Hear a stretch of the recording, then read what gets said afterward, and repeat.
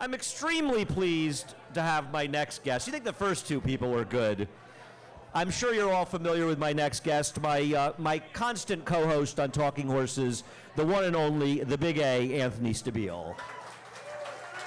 Hi, everyone. I'm not used to seeing you from this side. I'm usually on the other side. Your goatee's a lot more crooked on this side. Be honest, am I handsomer from the other side or this side? No comment, as Christoph said. Okay. I do have an opinion on the weight issue, though. I don't want anything weighed. Ban all scales. I don't even want to get into that discussion. It's your second full year in Saratoga. Yes. And your roommate. I managed to not get thrown out of the house so far this year, too, so that's right. good. Yeah, well, you're with Larry Colmus. He's your roommate. Yeah.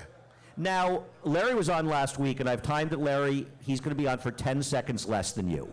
Because I know he'll probably throw you out of the house if I give you more time. I don't think so. I think I'll be okay this Really? year. Larry's a little more level-headed than my former roommates in Saratoga. How's that? You guys are like the odd couple. You guys are inseparable. We are. It's been great. Yeah. Yeah, Larry's introduced me to some of the finer things. I feel like I've dirtied him up a little bit.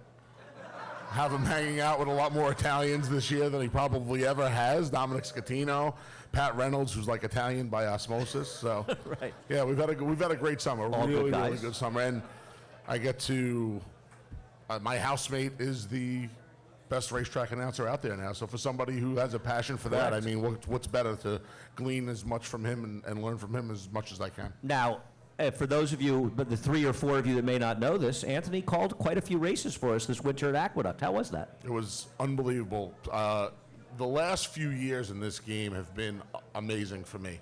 But when I walked into the booth on December 13th, literally, when people say their dreams come true, my dream, I choke up when I think about it.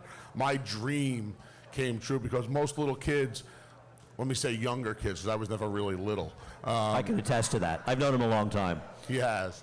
Everybody wants to be Jose Canseco, and they wanted to be Gary Carter, and I just wanted to be a racetrack announcer. And my dad, who's here tonight, has heard enough in the back seat when the yellow light was coming. Can Tony get there? Yes. When most kids are half asleep in the back seat. That's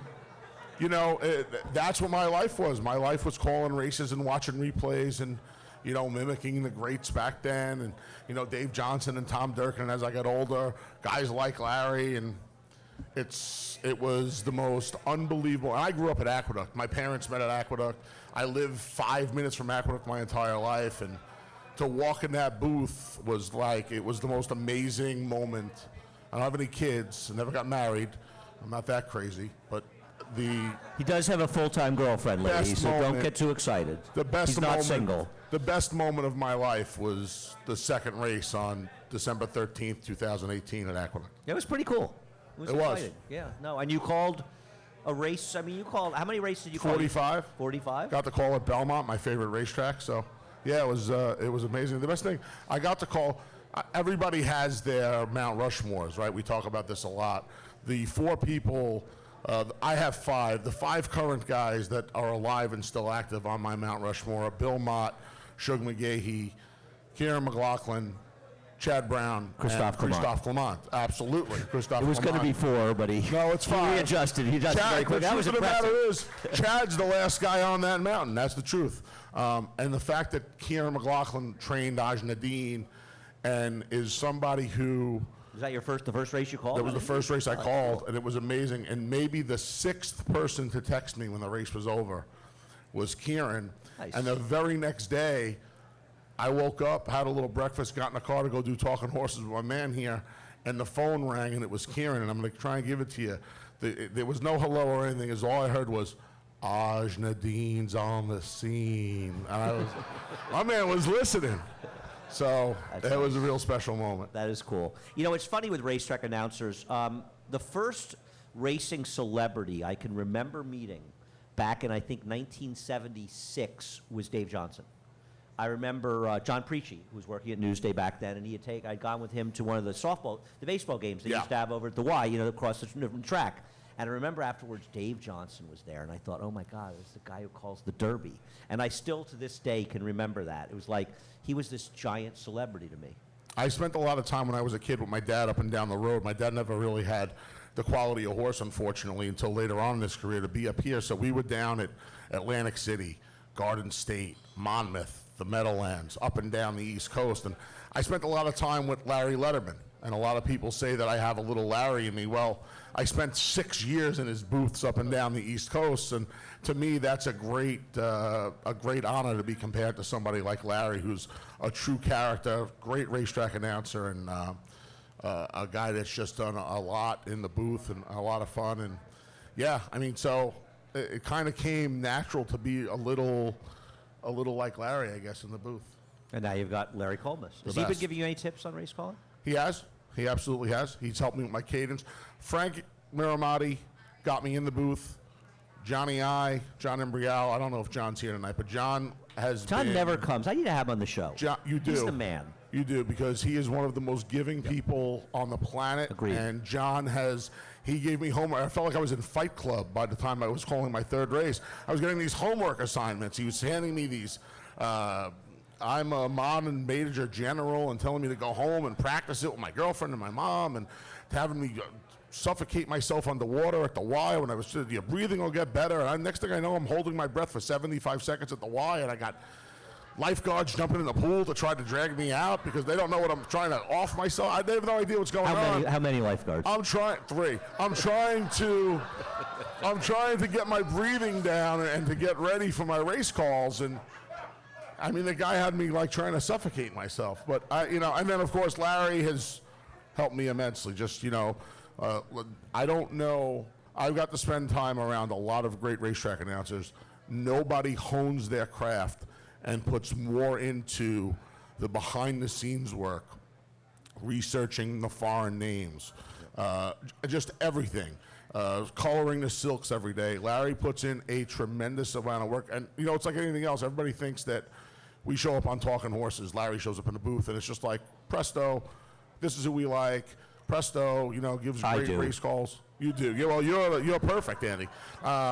Just ask him. I am. Thank you. Everybody has something. Nobody puts more into their craft than Larry Colmus. We are going to hear more about that and from you after we take a quick break. Anthony Stabile will be staying with us. Stay with us. We come right back. At the Post Live is brought to you by... I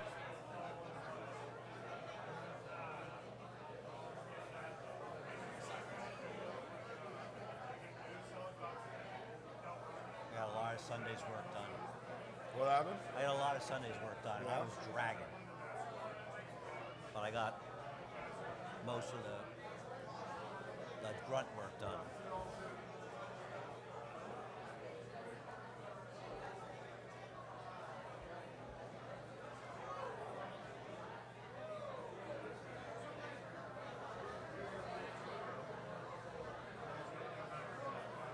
As we come back, let us remind you that At the Post Live, Serling on Saratoga, is coming to you live from the Parting Glass Pub in downtown Saratoga and is presented by Naira Betts and Partners. Saratoga Clocker Reports featuring in-depth workout analysis for horses running at Saratoga. Available every race day of the meet. Visit drf.com/clocker. As well as the Brave Will Foundation, making a difference in the lives of children with life-threatening illnesses and their families. Thanks for staying with us. And At the Post Live, my good friend and co-worker Anthony Stabile stays with us. Now, Anthony, I think a lot of people could talk about great picks they've made and great scores they've made. What's the worst beat you've ever taken at the racetrack? In 1998, I walked into Aqueduct Racetrack on Breeders' Cup Day and started with a $50 bill and I was making a 4-horse parlay. Re-Raise won the Breeders' Cup Sprint and paid 10 and change, I think. Escena won the Breeders' Cup Distaff and an impossible photo over Banshee Breeze. Gary Stevens with an amazing ride. Bailey rode Banshee Breeze. Gary rode Escena for Bill Mott. And then all of that money went on to Yagley in the Breeders' Cup Turf. At 13-1. At 13-1, and Corey Nakatani was in the 5-path around the Every racetrack. step of the way, 3 turns. Bucks Boy, Noel Hickey, and Shane Sellers ruined my life on Halloween 1998. I would have had to bet $15,000 to win on Awesome Again. when the parlay was over. Paid $13. And I think it was the day my father and mother realized that they were in a lot of trouble, because my mom said to me, she said, would you have bet 15,000? And my dad said, there's no doubt in my mind he would have bet the 15,000. I swear to you people, I would have bet the 15,000. I had no. It was $50 to me. Would have won almost 100,000. I would have won 100,000, and I would hit the pick 5 like 4 times. I didn't have the Haas in the pick 6, so Let it me was ask you a question. brutal. That was early November, first week of November? I think it was. I want to say it was Halloween, because I got rip-roaringly drunk that night. I mean, I drank bottles of Jack Daniels that. Not a bottle. I drank bottles of Jack Daniels. Do you think you would have had money to buy Christmas presents had you won that money? Thanksgiving. You'd Thanksgiving have turkey. I probably you'd could have have made put the some Thanksgiving stuffing. for that? Yeah. That was a tough beat with Yagley. I bet him 2 in there. And I No think wonder. I think it's more entertaining. Remember, our We never win when we pick the same horse. It never happens. But you did get put up for a lot of money in this year's Derby. I did. Thankfully, the folks down at Churchill Downs used their heads and made the right decision and ripped that horse's number down.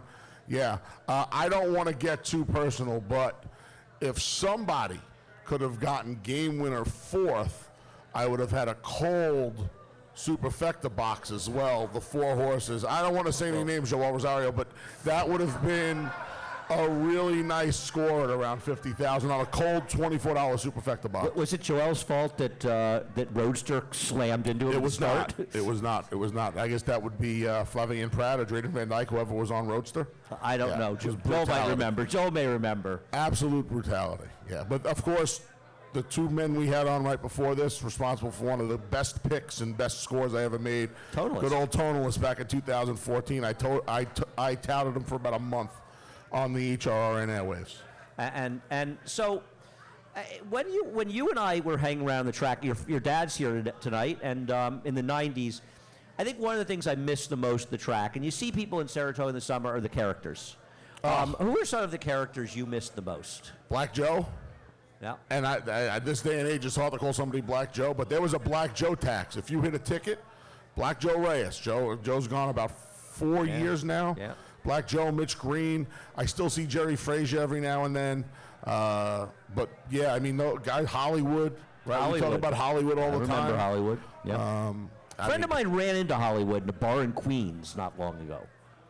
Louis Delvecchio's still running around here somewhere. Louis Delvecchio, just an insanity personified. He's running around. I saw him at the sales. He shows up at Gulfstream 2 weeks ago, high-fiving Oscar Gonzalez in the winner's circle. You want to share the story of you wearing the pajamas at Aqueduct before you I can, go? really quick. So 1996, the late, great Richie Frankel is in Suffolk Downs visiting Frank and Danny Verdillo, who trained horses up there.